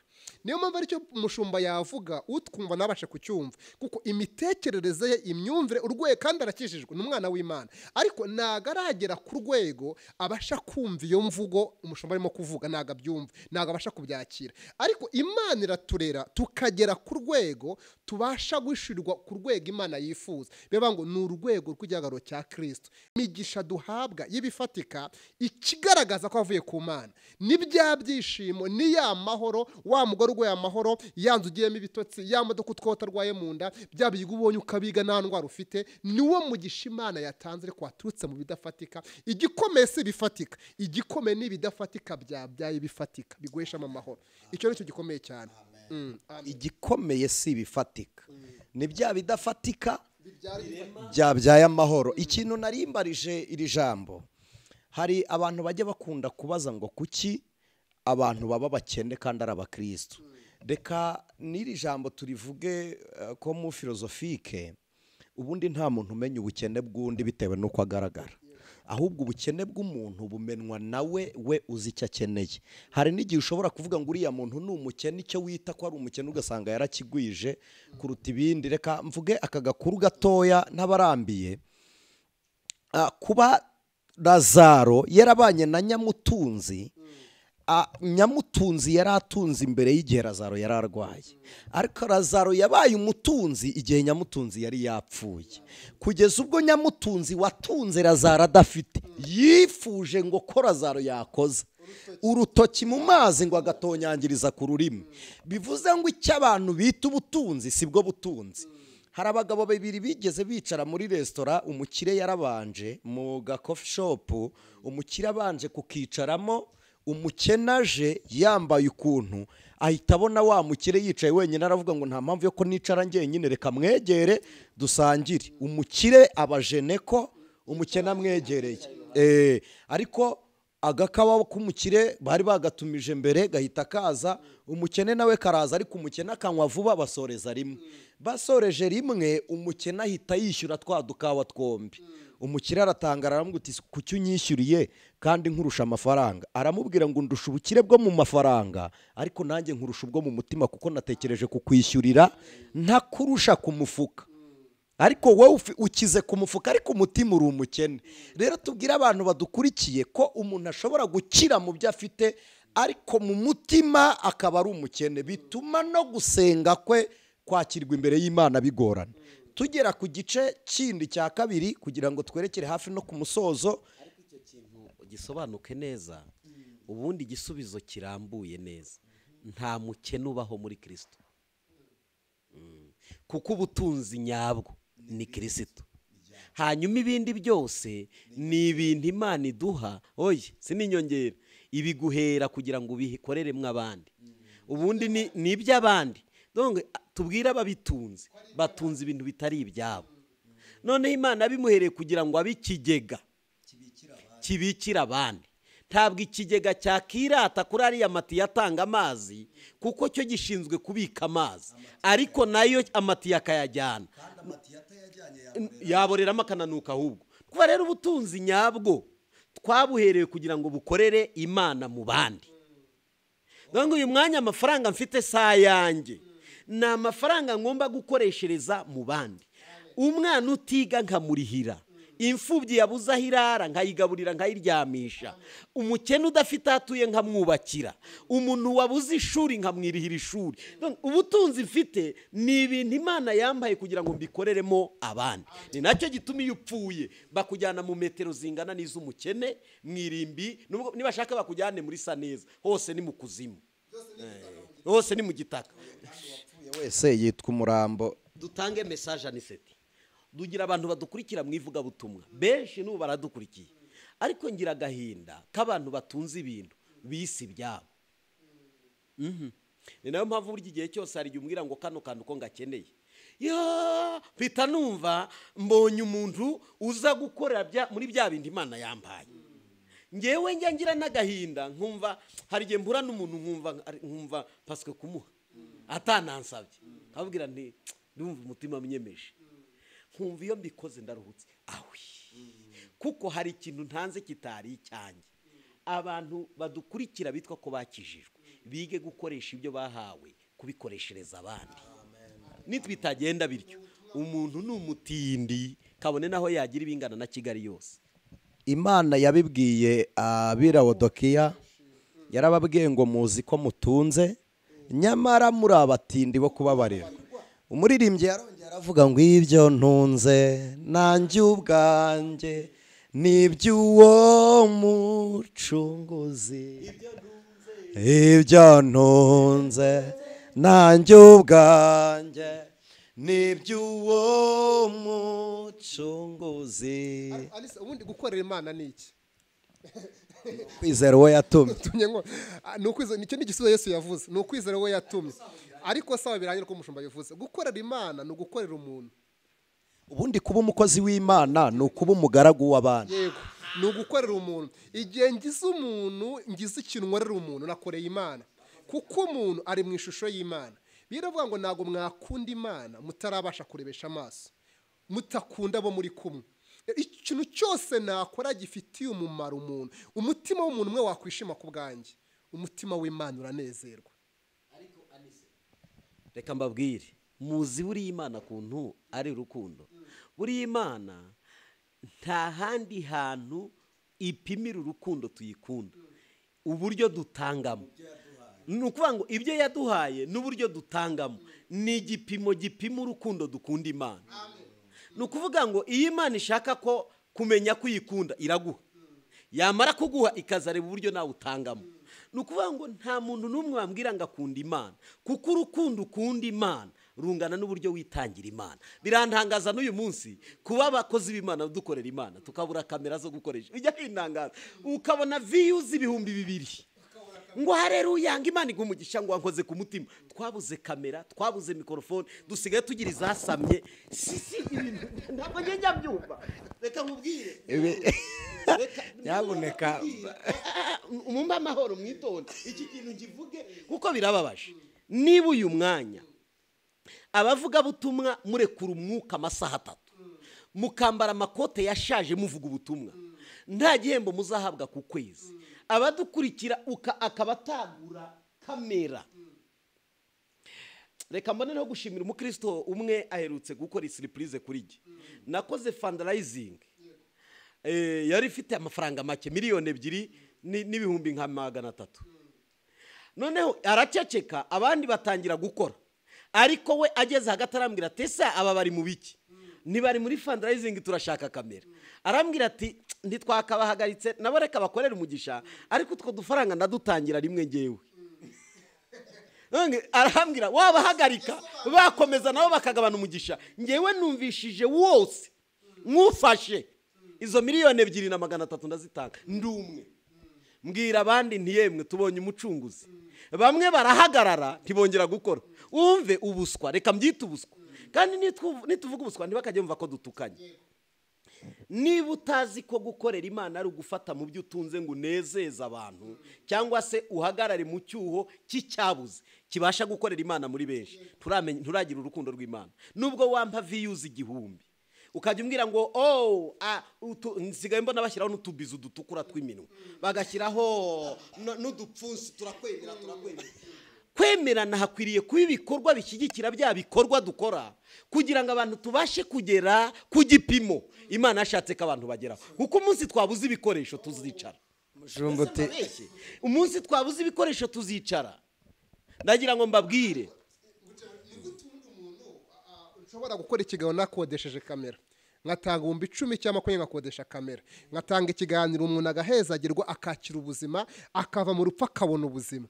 Ariko we natekera bate ko uno muntu akora gute? Anicet akora gute ku mukanguzi, kamera ayivanaye, umubwiriza bigenda gute, ko bintu bimfashe bigenda gute. Urumva ni ikintu abantu sinzi niba barigishijwe neza, ariko hari umugisha uva mu gutanga, kandi mu gutanga uwo mugisha ngo ugera mu bisekuru bigera kuri 4. Abuzukuru ubuvivi kumanuka hasi, hari ikintu biba kigatanga umusaruro ku buzima bwawe, kikakurinda impanuka, kikakurinda indwara, kikakurinda ubukene. Rero n'abafite inyatsi byaturutse mu byo batunze, atayatanga atabikora ibindi birayatwara. Ugasaba umuntu yarwaje umwana atanzeho 1 miliyoni kumuvuza, yaba agikira umugabo agakora impanuka agatanga 2, yakira ibutiki gashya, agora mu nyatsi idashira bite no kudakora. Imana ikeneye kumutunga, Imana iduhaye tubandika ngo tubashe kubona umugisha. Mvuge Anicet ku bukene yavuze, turimo tukagera ku gice cyo gusenya. Ubundi turi kuganira n'abazungu b'abanyamerika badusobanuriye umwuka w'ubukene Afurika igira. Baratubwiye ngo iyo mutureba mubona turi abakire, ariko ahantu twabanje gukira ni mu mutwe. Twebwe uburyo twakize mu mutwe n'umupagani wacu utari wizera, kuko azi gusoma, yasomye Bibiliya amenya ko gutanga icya 10 bizana iki umugisha. Ibyo ahita avuga ati nubwo ntemera gukizwa ariko iki ndagikora nshake wa mugisha. Ni ukuvuga ngo bo bageze ku rwego umupagani utarakorera Yesu ngo amwizere avuga ati ndakorera muri iyi nyuguti, noneho kwa pasiteri ngeyo mubwira nsabira umugisha w'icya 10, ariko ibyaha aracyabirimo. Aravuga ngo no muri iyi si bazawubona, ariko ijuru ryo ntibazaryinjiramo kuko naryo rifite amahame. Ariko umugisha wo gukorera mu ijambo ry'Imana ryo gutanga icya 10 n'amaturo barabikora ntaterane. Akazinduka mu gitondo n'imodoka yoya amafaranga, ati pasiteri nsabira umugisha, ati narinzanye icya 10 n'amaturo. Akarunda mu rusengero bakamusabira umugisha, agakomeza kunguka.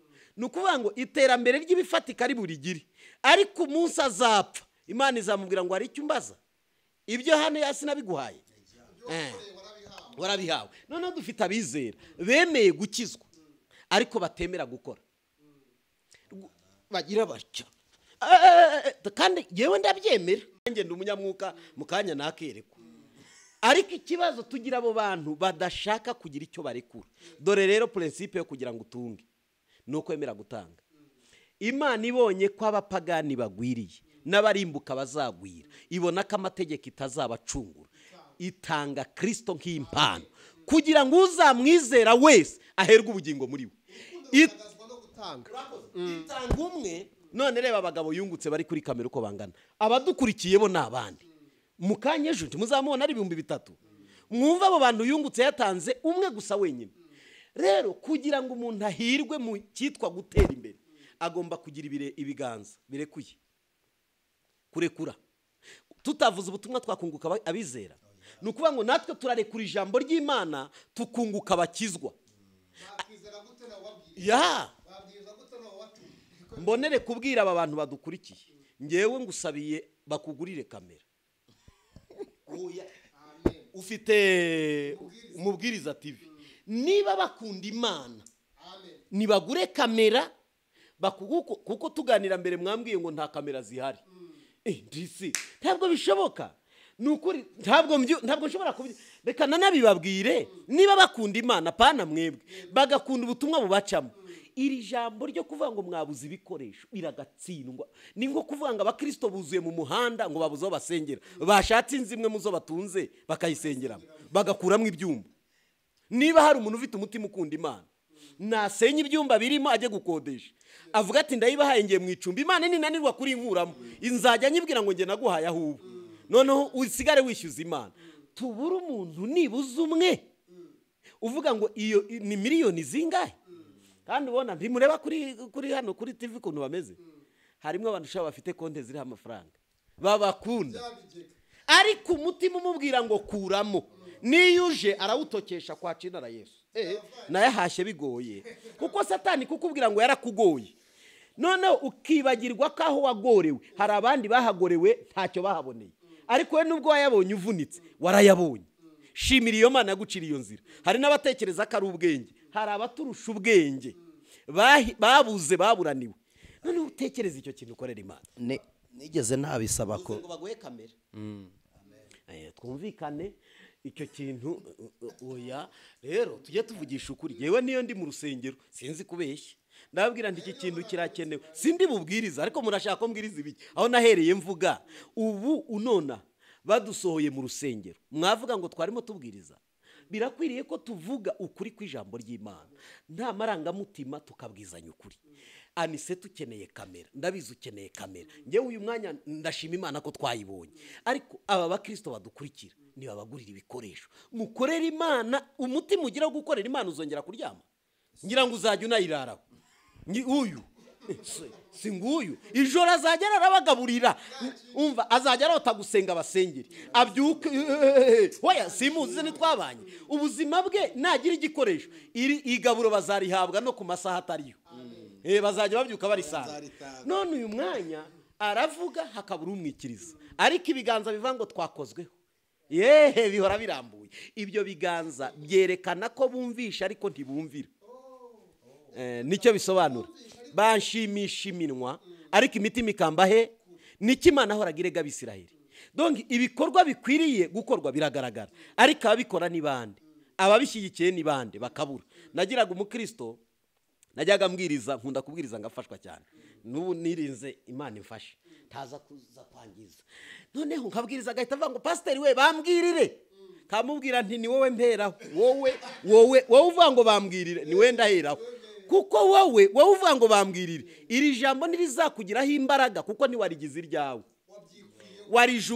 warijugunyiye ndamukunda urijugunyira Anicet hanyuma wowe uzajya kuko warumva ari successful ntagikenera irindi gaburo narihe abandi uzi ikibazo uwo ntacyo yamara nta cya 10 yatanga nta maturo yatura uwo mugabo simuvuze Yesu azamugeze ku musaraba cyangwa umugarureho kuko asa n'uwawurenze n'ibikorwa bye najyaga mubwira ntari koruna kumbwira ngo ndiha abandi ibi bikorwa ukora iri jambo araryumvishije ngere urabyumva pasiteri ngerega burya ngo intege nke nyine ziraza ariko mukubwiriza bambwirire urabyumva kandi ni urikeneye wa mbere ndagira ngo tujye tubwira abakristo nukuri kwiyo mu ijuru ntituvuga iby'ubwenge ahubwo tuvuga iby'umwuka kugira ngo tugire umumaro muri icyo gihe uyu munsi ngewe mba numva ntimureba ko mukunda kuza kunsura nkababwira ngo turye iyo mugiye mutariye sigara mburana aba bantu baje bagenda batariye ni urubanza kuki batarya stoke ndirimo ibiryo byashize najya kwikopesha dongo kugira ngo umuntu agenda atariye najya mu ideni nkamera nka wa mugabo wahisha abahanuzi aza gupfa nawe acungurwa ku munsi abana be bari batwawe Elisa aravuga ngo nimuzane ibintu kuko umuntu wakoze imbuto yakoze izamera akwira ibihembo rero uyu mwanya bantu mudukurikiye nsabiye ndamukunda ibikoresho byo gukora kuri canoye nsabiye Anicet ibikoresho byo gukoresha kugira ngo mugere ku rwego Imana bahamagariye ariko aba bantu nibatabikora bazaba bagandiye bazaba babereye abanyantege nge kandi kuri konte dore barandeba kuri konte ariho bariya nukuri ariho dore bariya badukurikiye arahari barayaryamanye n'utayafite afite ikindi yakica agakora icyo kintu dore bariya ureba barayafite simbikubwiye nzashima Imana nyawe Anicet nkeneye kuzumva ukwezi gutaha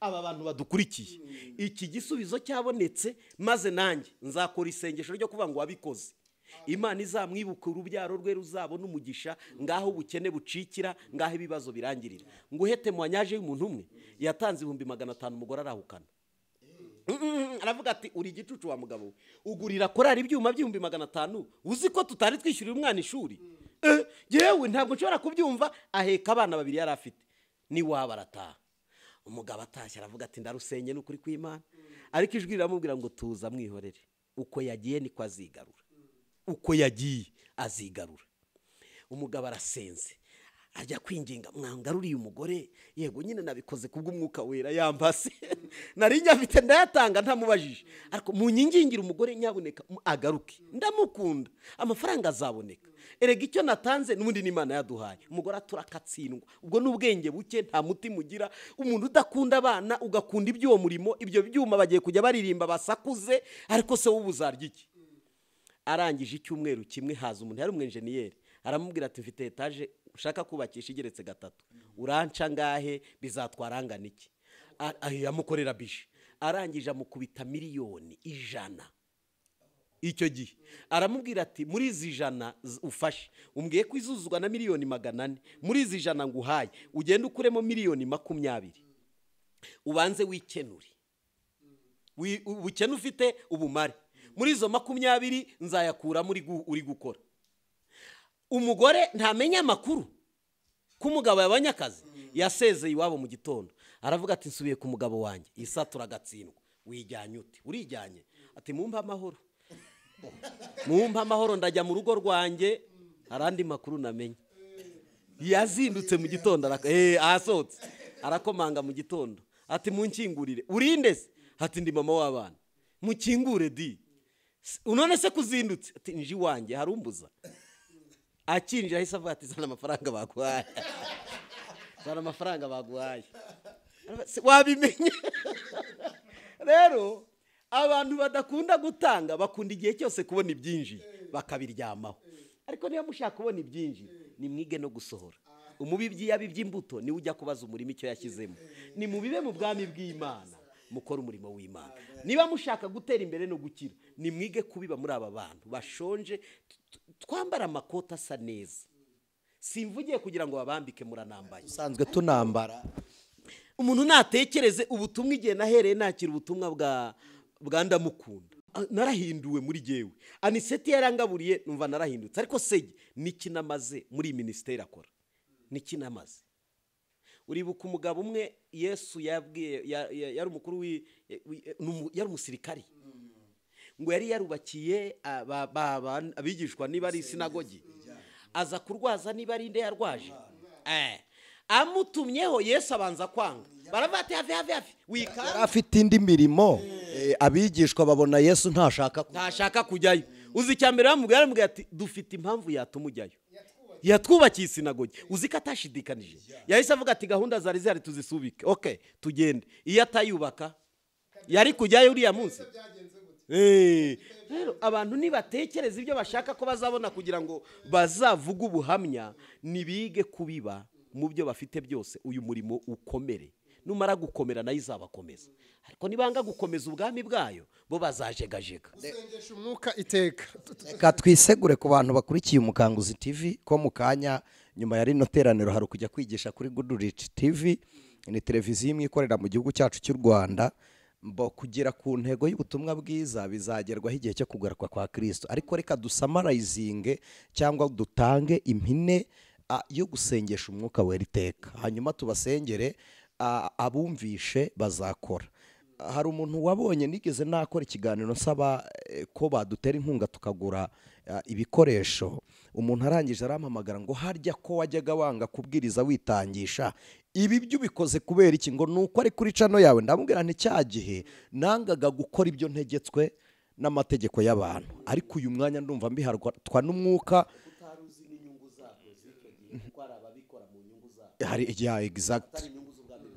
Rero gusengesha umuntu wese uyobowe n'umwuka azabwirizwa gukora iki? Hari umuhungu yitwa Inosa, umukire umwe yaramuhamagaye aramubwira ngo ngwino nguha amafaranga, amuha 100,000.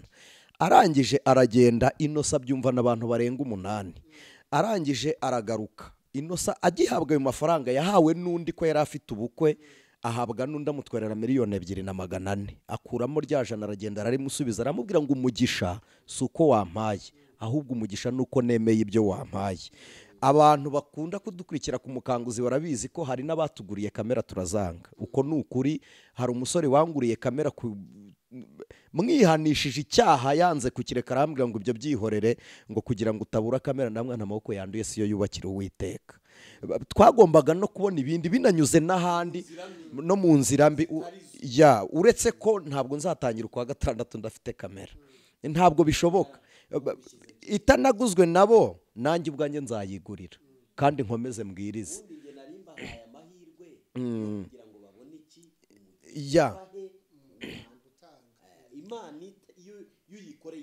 Yes, hari tugeze ku itariki 9, ari nababwiye ko 10 tuzaba twageze muri studio tukajya dutanga n'ibiganiro live n'ibindi, ariko uyu mwanya twashyizemo ibikorwa byo gusurana ko twari mu cyumweru cyo gusengesha imirimo. Hari impamvu umwuka w'Imana kuyoboye gusengesha imirimo, tubanza gusura abantu kandi dukora no mu bushobozi bwari kugura kamera, dufasha n'abandi.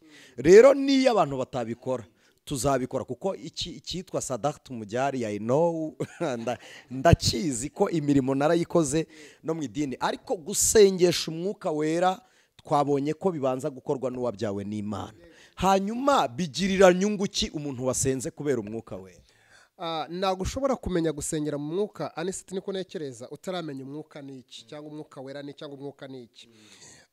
Yesu arimo kuvuga by'umwuka agiye gusezera ku bigishwa be muri Yohana igice cya 14 umurongo wa 15, aravuze ngo nimunkunda muzitondera amategeko yanjye, nanjye nzasaba Data nawe azabaho undi mufasha wo kubana namwe ibihe byose. Avuga ngo niwe mwuka w'ukuri, uvuga ko indi myuka itari y'ukuri, niwe mwuka w'ukuri.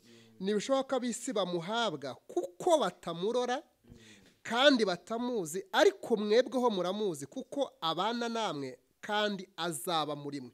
Mwumvira ijambo, aravuze ngo mwajyaga mubana, uwo mwuka mwabanaga, abana muramuzi, mwamubonaga, mwabanaga, abana namwe, ariko mu minsi mike azaba muri mwe. Byumvikane ko umwuka we ari Kristo muri twebwe. Imana yigaragaje mu butatu: Imana Mwana, Imana Data, Imana Mwuka Wera. Iyo tuvuze aya magambo ntabwo dusenga Imana eshatu, dusenga Imana imwe yigaragaje mu butatu. Igaragara ari Imana irimo kurema, ari Imana Data, ikagaragara ari umwana ari Kristo ugenda ku isi, ikagaragara ari Imana Mwuka Wera utuye mu buzima bwacu. Pawulo yandikira Abakorintho aravuze ngo nimwitandukana n'ibidatunganye nzaza mba Imana yanyu, ngendere muri mwe, mvugire muri mwe, nkorere muri mwe, mumbere abahungu n'abakobwa. Nuko Uwiteka avuga. Byumvikane ko umwuka wera mu ijambo rimwe ni Imana muri twe, ni Kristo muri twebwe. None gusengesha umwuka ni iki? Ni gute nasengesha umwuka? Mu ijambo rero ryavuga ibintu byinshi. Gusengera mu mwuka no gusengera muri Yesu. Gusengesha umwuka no gusengera muri Yesu.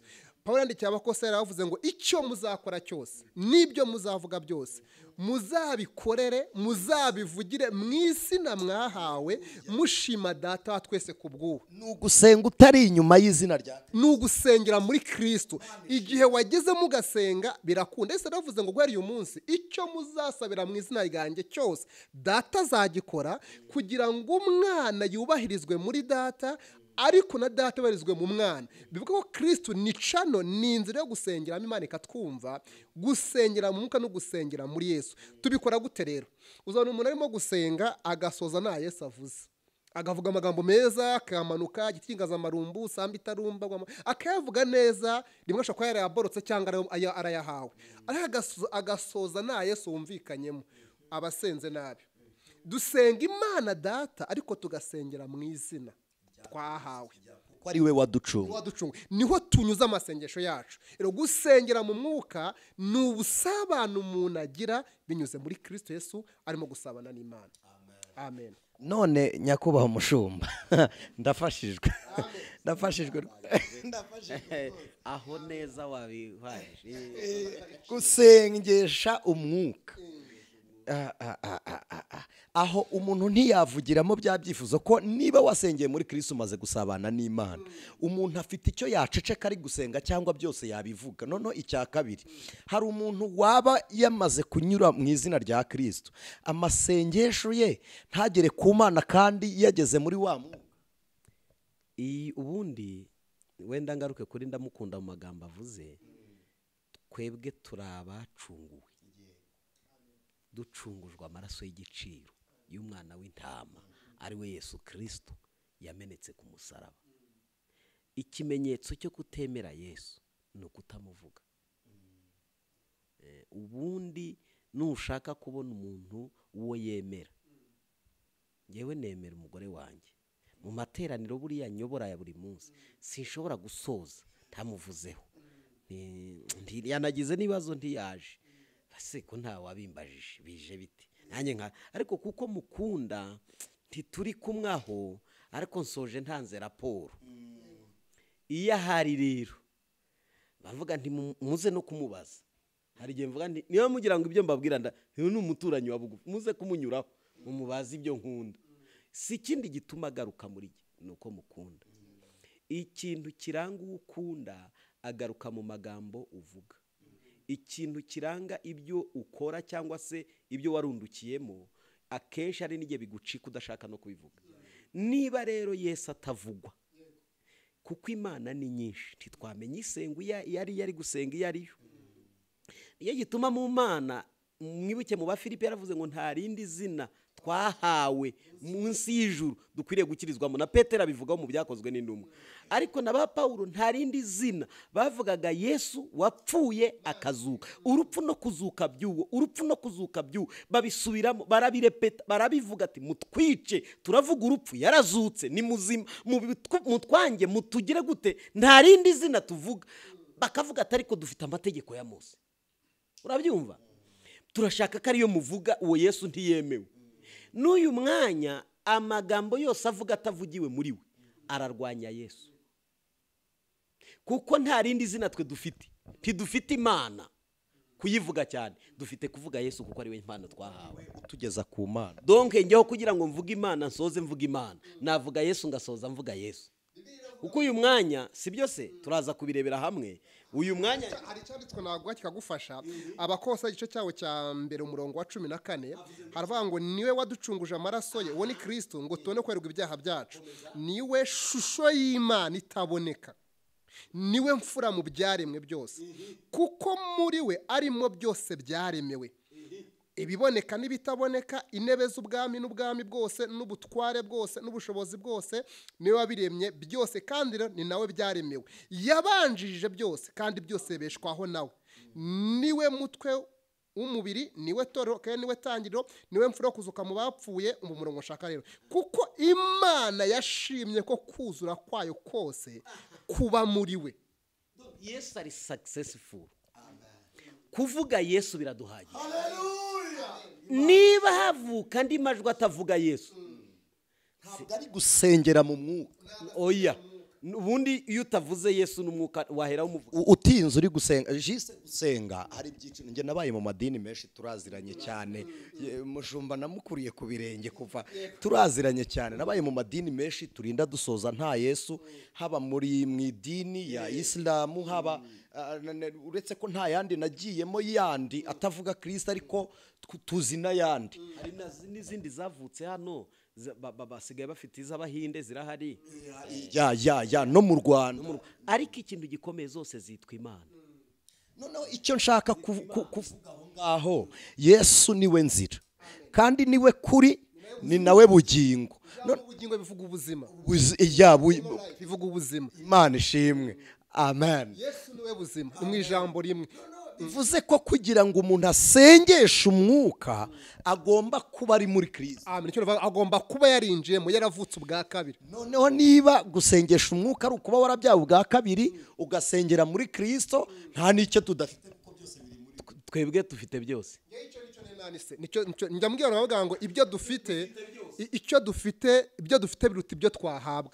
Ntidufite gutinya habe na gato, kuko ubuzima bwacu buri muri we, haba mu byago ndetse no mu makuba, aturindisha imbaraga agira. Haba mu byago ndetse no mu makuba, aturindisha imbabazi. Ubwo nibwo butunzi Imana ishimwe. Paulo yaravuze ngo butagira akagero. Nahisemo guhomba ibyanjye byose ngo ndebe ko naronka Kristo.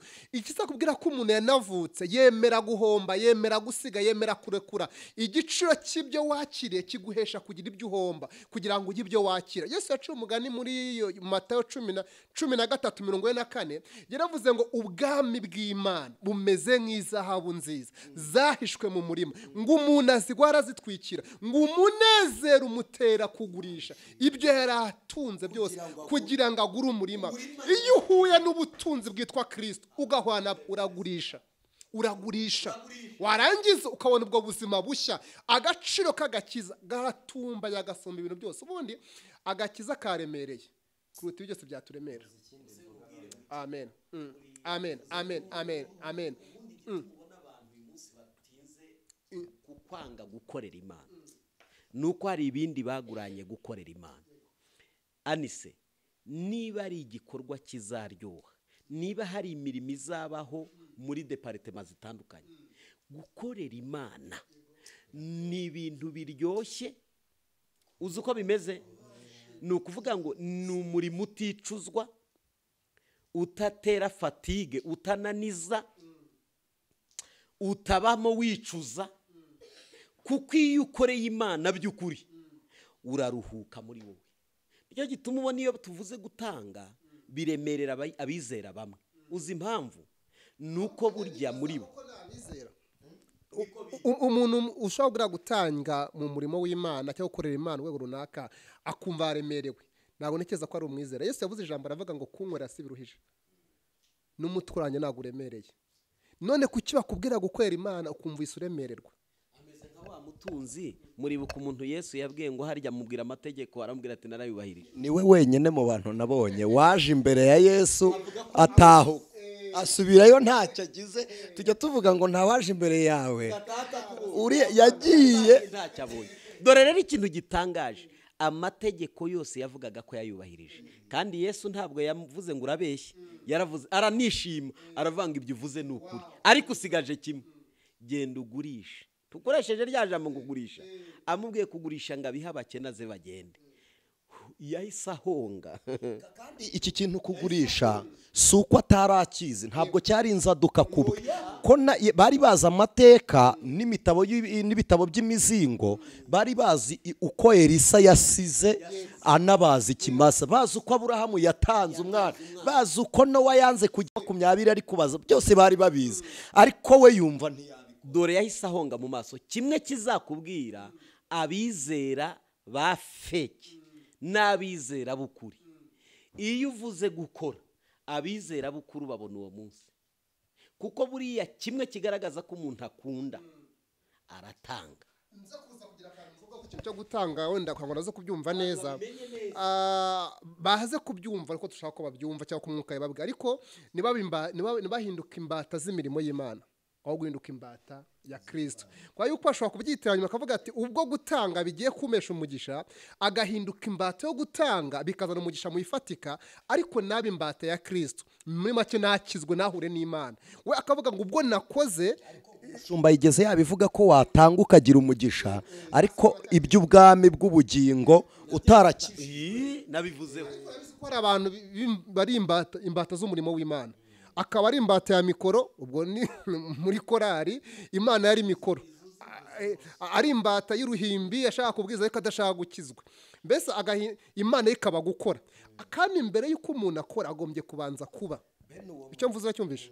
Mbere y'uko umuntu akora agomba kubanza kuba, agomba kuba umwana akabona gukora. Iyo ushatse gukora nk'umukozi ukorera ibihembo, urirukanwa, ntabwo ugira agaciro aho ukora. Ariko iyo ukoze uri umwana ukora neza, kuko uba ukora iby'iwawe uzaragwa. Babanza bahinduka abana babone gutangwa.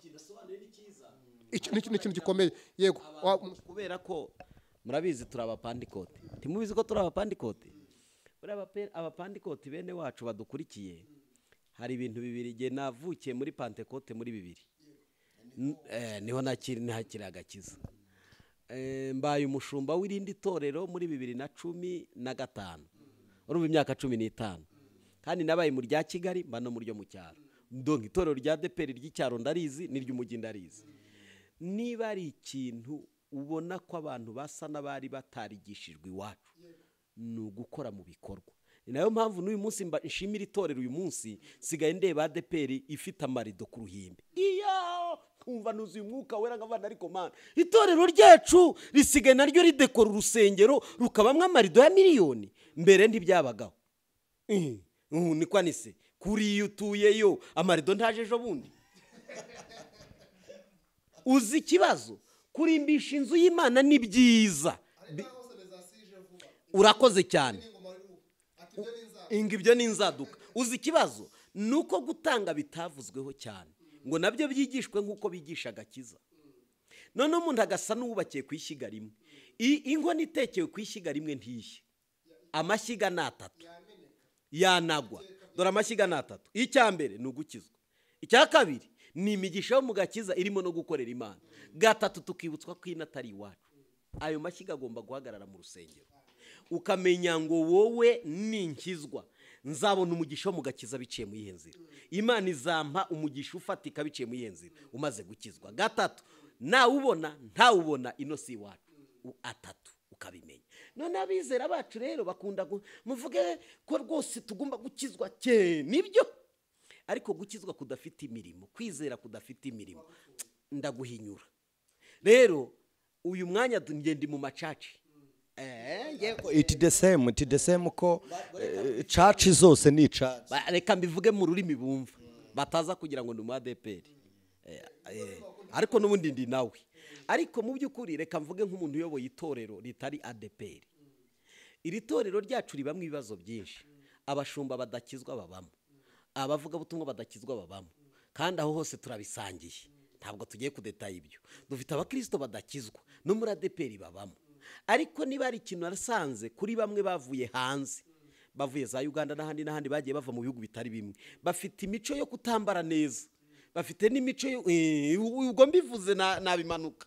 Ariko kimwe n'abasanzemo niba ari uko bigishijwe gukora, bazi gukorera Imana ku buryo utabibigisha, ahubwo bigisha gukizwa no kugira indangagaciro z'abantu bakijijwe. Noneho bikabagora kubyumva kuko nabo batabihawe cyane, kuko bigishijwe gukora cyane. Tugomba kwiga gukorera Imana no gukorera Imana mu byacu dutunze. Tugomba kwiga gukizwa, tukibutswa kino atari iwacu. Ukabitunguka ari bitatu, nuhusha kimwe hari ibyo utazabona. Niko bigenda. Burya iki guhagarariyeho rizakubyarira icyo nyine wari hagarariyeho. Ariko ukwiriye guhagarara kuri atatu: kizwa, korera Imana mu butunzi bwawe. Ibuka ko nubwo wabugira uzava muri isi. Anicet, abantu bazi no kumva kino kintu buri aho utinze usanaho, aho utinze ara ku influence. Iyo utegeye umuntu amatwi cyo gategera ikintu amatwi cyo gahikina umwanya kikubikamo imbuti gukiza cyangwa imbuti kwica. Kandi uko umuntu agaburiwe niko asa, uko umuntu agabuwe niko abasa. Irebye umuntu umenya uko yagaburiwe. Rero kandi icyo umuntu ahawe nicyo abandi.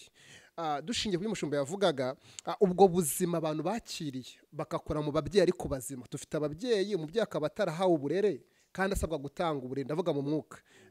Nta burere yahawe, yarireze ariko akeneye gutanga uburere. Kugira ngo atange uburere uko agira, agomba gutinda ahantu hazima, agomba gutindana n'ibintu bizima bimubikamo imbuti mukiza nawe agakiza abandi. Rero mbivugiye iki kuri YouTube timo turavuga ubutumwa ku mukanguzi, ariko nane macanoza atandukanye azavuga ibindi. Ariko icyo muzatinda mwumva kizabikamo imbuti bakiza cyangwa imbuti bica. None umudukurikiye ajonjora arebe icyo arimo kwakira, imbuto arimo kwakira. Byanze bikunze umuntu ahumeka ibyo yariye, aturumura ibyo yariye kandi asa n'ibyo yariye. Batoranye kandi bakira ukuri k'ubuzima kugira ngo abone yamigisha, ndetse nabo bwa bugende bukura bakire bwa buzima. Najya ngo icyo nyongereho. Umugisha. Hanyuma twerekera hafi ku musozo kugira ngo jiste sino gusoza no gusubika ko umuririmbyi yaravuze ngo niyambuye umubiri upfa nambaye kudafite kandi bwo nzasezera ku bihe byiza byo gusenga. Kunda yasoje yavuze ku kintu cyo hari icyo mwavuze ku cy'umwuka wagisoje gusengesha umwuka. Hari icyo Bibiliya ivuga ngo twahaweho umwuka ingwate. Ese ako kantu nako ntiwakongeraho? Hari ijambo Yesu yabwiye umusamariyakazi, aravuga ngo igihe kiraje ndetse kirasohoye ubwo abasenga by'ukuri. Urumva hari n'abasenga bitari by'ukuri kandi nabo barasenga. Ubwo abasenga by'ukuri basengera data, gaje navuga ga data, basengera data mu kuri no mu mwuka. Hajemo ibintu bibiri, hari ugusengera mu kuri no gusengera mu mwuka. Iyo tuvuze ukuri byose biza bikagwa mu giseke cyitwa Kristo. Ukuri ni Kristo, umwuka ni Kristo, byose bihurira muri Kristo. Iyo uvuze ngo dusengere mu kuri, yaravuze ngo ninge nzira ninge kuri. Bivuze ko iyo usengeye muri Kristo ubusengeye mu kuri. Iyo usengesha umwuka ubusengeye muri Kristo niwe kuri. Byose rero aho bihura ni muri Kristo. Muri make nabivuze ngiye dutangira kandi nimo nibigira abantu ubutumwa bwiza guhera mu itangira mu byahishwe nta kindi bivuga Kristo. Nusoma ibyanditswe byera, nushaka umwuka, nushaka amategeko, nushaka ubuntu, nushaka imbabazi, byose biraza bigahura n'umugabo umwe witwa Kristo. Nicyo bivuga, nta kindi kirimo. Isano rya kera mugaragaza amashusho ngiro cyangwa ibimenyetso ngiro, ariko muri shya agaragara yeruwe cyangwa agaragara mu mikorere, mu migendere, ariko byose bivuga Kristo. Bibiliya nta kindi cyuzuyemo Kristo. Gusengera mu mwuka ni Kristo, gusengera mu mategeko ni gusengera muri Kristo, cyangwa amategeko ni Kristo, gusengera mu kuri ni Kristo, byose ni Kristo. Nicyo navuga aha ngaha. Icyo no gusengesha umwuka n'ingwate. Icyo bivuga Kristo guhabwa umwuka n'ingwate bivuze iki? Urabona ibintu by'Imana ni amahame, habaho igihe kuko abantu nibumva Imana mwana, Imana data n'Imana mwuka wera ntibayumve nk'Imana eshatu, bayumve muri iki cyiciro cyo kuba iri muri ibyo byiciro bitatu, ariko mu buryo bwo gukora, kuko bunasobanura amasezerano atatu Imana yahaye isi: gucungura, kubaha umwuka wera, nicyo gihe turimo, ari naho hasobanurirwa rya jambo ngo umwuka nawe ubahayeho ingwate. Biravuze ngo Yesu nyiri kuwutanga yakagombye kuba ahari, ariko noneho nahaba ntabwo Yesu ari bwihe umuntu umwe, kuko ni Yesu w'umubiri. Yesu w'umubiri wari uhari, hakaza umwuka wera, kuko umwuka naza nimwibuka yamanutse mu ishusho zitandukanye, ikiriri cy'umwuka, noneho umwuka nk'ururimi rwo kuvugwa rugasobanuka, n'umwuka nk'ururimi rudasobanutse, ururimi rwo mu ijuru rusobanurwa n'abanyamwuka, noneho amanuka nk'umwuka mu rurimi rw'umuriro ngo rwigabanyijemo ibirimi by'umuriro, ngo yuzura kuri buri wese. Bisobanuye ko Kristo w'umubiri yaraje mu mubiri ngo upfe. Erega Kristo akiri ku isi hari ibintu atashoboraga, kandi nubwo yari Imana, kubera ko yambaye ntabwo byakundaga, ntabwo bashaka kubera hose icyarimwe, se bishoboka, kuko yambaye umubiri. Yarabimenyaga ariko ntahabera icyarimwe. Impamvu yababwiye ngo ikiza nuko ngenda, kuko ninjye nibwo mufasha azaza akabana namwe ibihe byose, akazaho muri. Ntabwo yavuze ngo azazaho mubo, yaravuze ngo azazaho muri.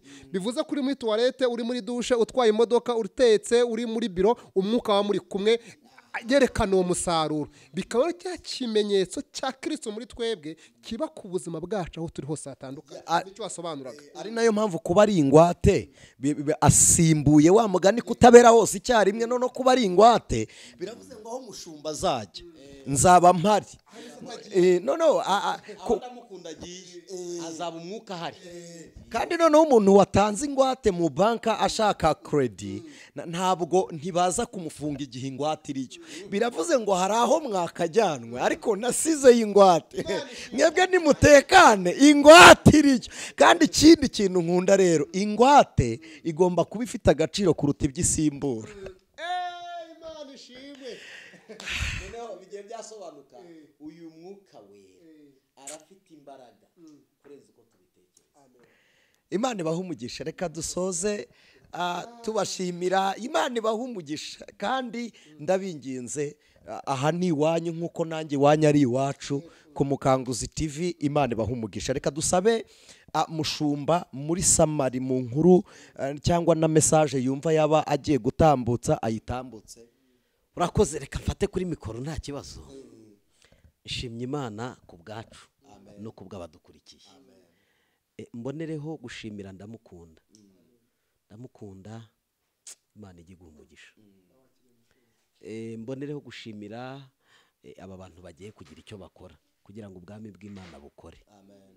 Ndatekereza ko mu gihe cyose nabayeho, yewe baze no kumbabarira bataza kuvanga, ariko umupasiteri ko yatwibasiye.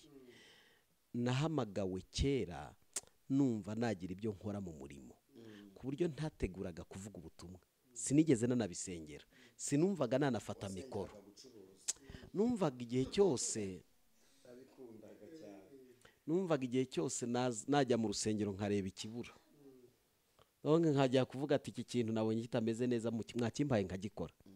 Ariko abaririmba baririmbe, ababwiriza babwirize, ntacyo bintwaye, ariko nkareba ikintu cyaba kibura mu rusengero, nkumva nkareba icyuho kiri. Rimwe hari n'igihe nabazaga pasiteri ati ariko nta kibazo gihari. Urumva umuhamagaro nari mfite, numvaga najya gukemura ikintu kigendanye n'ubushobozi. Noneho rero mbonereho kubwira bene data bo nabwiye ku bigendanye n'ubushobozi, ntihagira abo mba nagushije, ahubwo mu mutima dutekereza uburyo twatuma duhora kuri ibi bikoresho tuvuga, kuko imitima yarakize. Ikindi navuga, ubutumwa dutanze burakwiriye. Abantu ntibari bazi umwuka wera imikorere yawo, ntibari bazi gusengera mu mwuka ibyo ari byo, ntibari bazi kubyarwa n'umwuka. Ndamukunda arabisobanuye ku rwego ruhagije. Muri ubwo buryo rero nashima Imana ku bwamwe ndetse n'abamaze kumva ibisobanuro bimutanze. Imana ibaha umugisha. Indi message ndamukunda nawe yayitanga. Murakoze cyane. Murakoze cyane mushumba kudushimira, kuduhesha uwo mugisha. Ni amahirwe kubana namwe. Nshimiye Anicet wampaye amahirwe kujya ku Mukanguzi TV. Turabashimiye kandi tunashimiye abadukurikira ku Mukanguzi TV n'ubundi bakurikira ibiganiro bya Anicet n'abakurikira Umubwiriza TV, nabo turabashimiye. Barimo nabo badukurikira ndabizi. Mwese Imana abahe umugisha. Asigaye reka mbabwire ngo ineza y'Imana, ubuntu bw'Imana, kuzura umwuka wera, guhishurirwa imigezi y'ubugingo itembere muri bo. Kandi ubwo ni ubuzima burenze ubundi buzima bwose. Gutunga Kristo ni ubutunzi butimukanwa, ni ubutunzi bwimukanwa pardon. Umuntu ashobora kujyana ahantu hose. Ibindi byose watunga wabyamburwa, ariko gutunga Kristo ntago wamwambura. Wamwimukana mwabana banagutenga ukava aho uri, ariko wewe ntago Kristo uri muri we ukwimukana. So rero ukomeze kubana nawe, ukomeze kuzuza izo mbaraga, nicyo mwifije. Kandi ubwo buzima wemera gukora icyo ashaka gukorera kandi aguha icyerekezo gikwiriye, nicyo natanga. Murakoze. Imana ibaha umugisha. Ushaka Ndamukunda Patrick na nimero ye igendanwa ya telefone cyangwa ubutumwa bugufi n'ibindi, wareba nanjye kuvuga ku Mukanguzi TV baravuga ngo ujye gutera uburezi arabwibanza. Wareba ku Mubwiriza TV, ziriho ari ebyiri, hari yitwa Umubwiriza TV Rwanda nayibaho ubutumwa bwiza, ari na Umubwiriza TV Only. Umubwiriza TV gusa niyo ya Patrick Ndamukunda. Hari na Duhumurizanye TV ushaka mushumba ujyanama no gusengerwa mu bindi. Imana y'amahoro ibaha umugisha. Nakagaruka kandi ubwo Uwiteka duhaye imbaraga zo kubana namwe azaduhe n'imbaraga zo gukomeza guhamya ibyo kwizera. Reka dusabe mushumba adufashe gusenga Imana, abarwaye bakire, hanyuma n'abandi bagire ihumure muri Kristo Yesu. Mwami turagushimiye, tugushimiye ko abanye natwe, tugushimiye ubuntu tugiriwe, tugushimiye umwanya uduhaye, tugushimiye ubuntu bwawe. Abadukurikiye muri uyu mwanya reka bahabwe umugisha n'ijambo ryawe.